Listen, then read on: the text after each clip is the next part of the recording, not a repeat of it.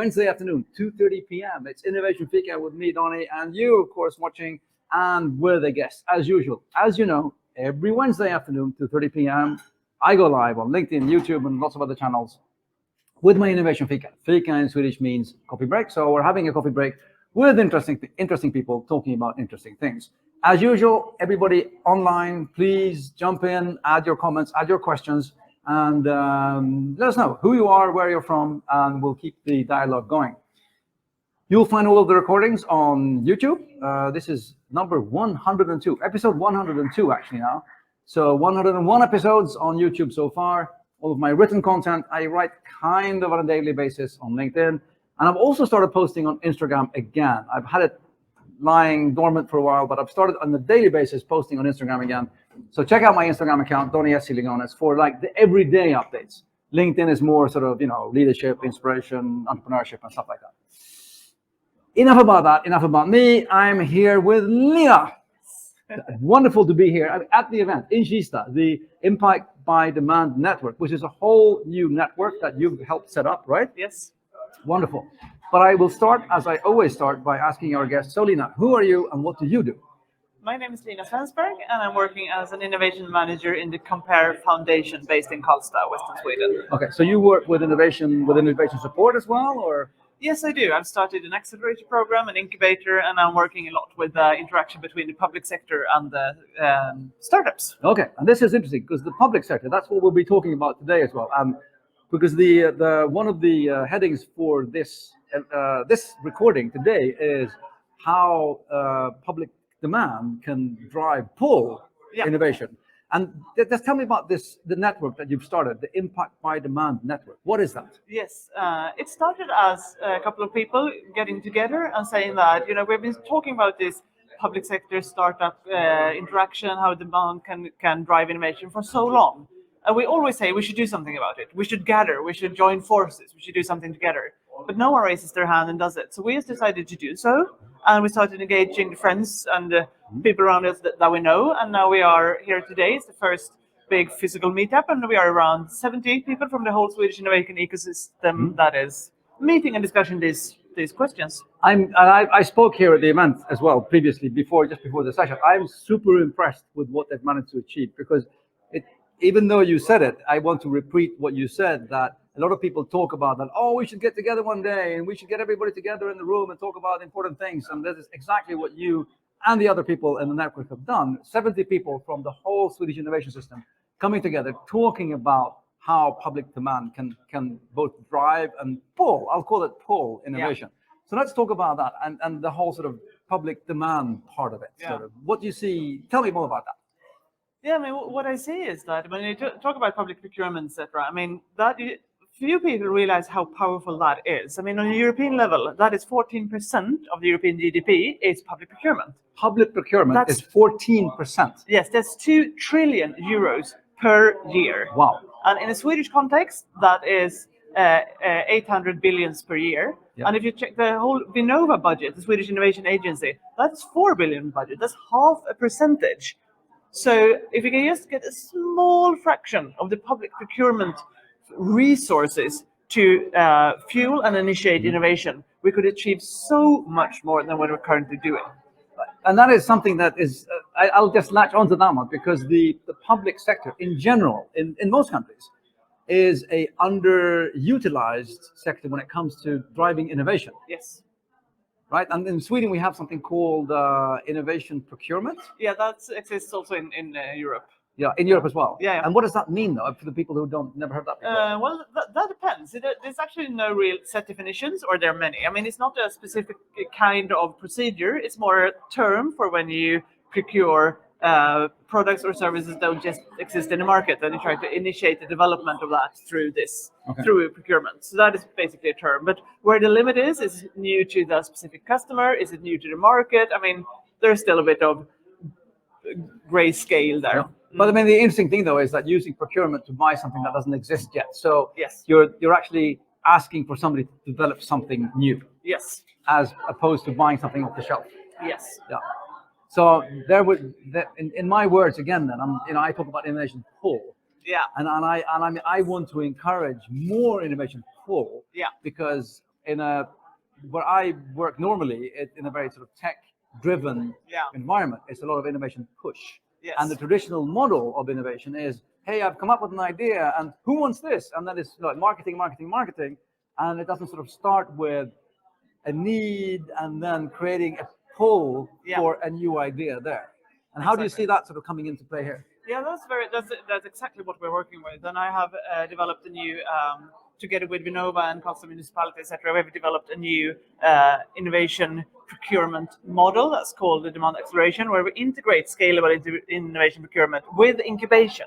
Okay. Because what we've seen when we do like the normal incubation is that you have to help these teams, these startups, to validate the need. Does someone want to pay for it?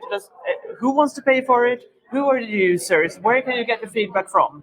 But if you start with someone already wanting to pay someone to solve that need, you kind of have a lot for free. So then you can combine with just like, okay, who else wants to buy this? How can we spread this? How can we scale this? How can we get this first customer's need as a leverage for reaching the market that doesn't have to be public?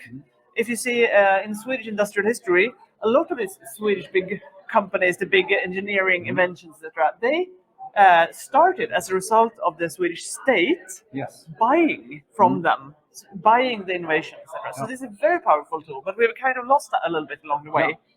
I know. I mean, there's one of the most well-known in the sort of in Swedish innovation history is, of course, the mobile telephony with the Swedish national telephone company actually ordering a technology that didn't exist yet. Exactly. And then developing the whole sort of mobile telephony as we know it today, with how mobile phones kind of work. Yes. So but we're looking at the public sector then. What do they need to learn in order to sort of make this work? Because I mean, it doesn't feel like it comes sort of natural to them, or does it? No, it doesn't. Because I think in public sector you don't want to make mistakes, and you want to handle taxpayers' money carefully, and this is a good thing. But this means that you don't want to take too much risk, and you want to make sure that you have a plan and you have the specific requirements, etc. Which is very good in many cases. But when it's about innovation is the definition of innovation is that you don't know if it's going to work. It's a journey into the unknown. Yeah. So if you try to create a false sense of security by working through very detailed specs, etc., you create a false sense of security. Yeah. So what you can do is that you need to integrate some degree of controlled risk taking into the process. You need to find a way to manage uncertainty. Yeah. But what you can do is, instead of analyzing very thoroughly and carefully beforehand, and then take the big decision if you're going to go, you can take small decisions, risking a little bit at a time. Yeah. So the lesser you know, the smaller risk you take. And when you achieve a bigger degree of certainty, you can afford to take a bit of bigger risk. So you work around the affordable loss concept. Yeah. But it feels though that, I mean, and this is probably like on a side note, but historically we've seen all of these huge projects being initiated with it's like billions and billions and billions, and they tend to go wrong. And but what does that go to? I mean, how can we? Has that got anything to do with how we can work with those kind of? Yeah, definitely. I mean, the most common feedback I get when I talk about these kind of processes of procuring something you don't know what it is, etc., is that, but how can you? Then you take a risk. What happens if you don't get the result that you want? Yeah. And then when you go back to talk about these big, enormous projects where you had all the specs and requirements in the world, and you still didn't get what you want. No. So I mean, it's actually a cheaper way to start working with small risk taking, and because the moment that the least of something, that's when you start. Yeah. When you start working, you get to learn more. So by building in all these requirements and all this structure and all this how it's supposed to work, and not from the beginning, that cannot be right when you don't know what you're achieving. But it's a mindset shift. Yeah, it is. And what if I'm a startup? What if I'm like an innovator, and I would want to work with or sell to or work with in any way sort of the public sector? Yeah. I mean, do I just wait for them to say, "Oh, here's a new innovation procurement thing"? I mean, how can I navigate as an innovator or like a startup or anybody that wants to? How do I navigate this? Yeah. This depends very much when there's not just one way to sell to the public sector. I mean, if you have an a new product that hasn't existed in the market before, and you want to try to get kind of an interest. It's very similar to like corporate sales. Yeah. You need to get your contact person, you need to understand who makes the decision. Maybe you want to read up also on so you know who in this organization can take which decision, exactly like corporate sales. But if you have something that's just a better version of something they are already procuring, then you need to stay tuned on when are they going to renew the contracts. 1 year before that, normally they go into market dialogue. You need to squeeze yourself in there and try to make them see your point of view. So when the procurement document comes out, that it reflects what you want to sell to them. So it's not at all very different from corporate sales, I would say. And then you have, of course, these innovation procurements. They're quite specific when they have realized something that they need. And if you see that your technology could fit into that, even if it wasn't your original thought, then give it a go. Okay. I mean, it's interesting though that we tend to see there's private over here and then there's public over there, and it's like, but it still is people. I mean, people are people, and organizations that are buying things or services. It's just that in the public sector we have a more sort of legally set public procurement setup than you have in the private sector. Yes. But it's about, as you said, it's about understanding who has what need, how can you solve that need, and then keep your eyes open for what's going on as well. And one thing that you want to skip when it's sell to the public is kind of the customer discovery idea. I mean, what are the requirements? They might have different data protection policies that you're aware of, and you also need to try to make yourself viable. We see a lot of entrepreneurs where the public buyer, they love their idea, but they are not able to buy from them for different reasons. So that's a way that you can read up on it. And it doesn't hurt to at least learn the 5 basic principles of public procurement. I mean, it's very much about transparency and so on, but also many buyers on the public side are unnecessarily cautious. They are afraid of dialogue, etc. So if you're an entrepreneur, you learn just the basics. You can read it on the Swedish Public Procurement Agency's website or whatever, and just get an idea of how that works. They help you a lot. And many municipalities are also trying to invite suppliers more. They're trying to be more helpful. They're trying to get information on how they can get more helpful. So there is a market out there. It's not. But what about? I mean, I speak to startups, and they're kind of scared of public procurement because they feel that it's always you have to all this information has to be filled in, and will they trust us? We're only a startup. We're a small company, and will we even be considered? And I hear a lot of those sort of things when it comes to any. Yeah, I mean, of course, that's that aspect of things, but you need to balance that also. I mean, first of all, I think you should ask if you're an incubator or an accelerator, that also the kind of startup professionals help you with that. It's not a widespread knowledge among the startup professionals to help with public procurement, but it should be because it's a big market. And now when we are looking at bit shaky economy, that the public buyer will still be there. And it might take a while, but you might get big contracts and very stable contracts once you're there. So of course I cannot tell any startup what they should do or should not do, but I just want to give a bit more nuanced picture on how this market works. What are the difficult parts, what are the dangers, but also what are the upsides of entering that market. I mean, just a word of, not opposite of warning, actually a word of inspiration is that even though the times might feel not as fruitful as they've been like the last 10 years or so, but the public sector, the public procurement is still there, and they still need things, and going forward there will always be a need for new services and new products. So look into public procurement and look into the possibilities of working with the public sector in whatever entrepreneurship or innovation you're working with. And you can benefit from the transparency also. Many municipalities, they publish their procurement plans because they need to often set your plans maybe 2 years in advance. And often they are publicly communicated. So you can see exactly what they are going to buy in the coming 2 years, which gives you an idea of the needs they have. Then you can also see the bids and so on, and which suppliers they have already now.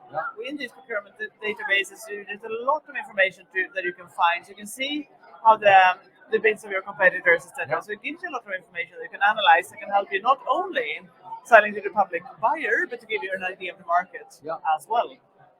Cool. Very good. See, we have some people on as well. Yash from India, hi, and Kulsum from Pakistan. We always have people from all over the world. Really cool seeing you online. Ask us questions. The last minutes here with impact by demand network. It's so new, so I had to, Yes.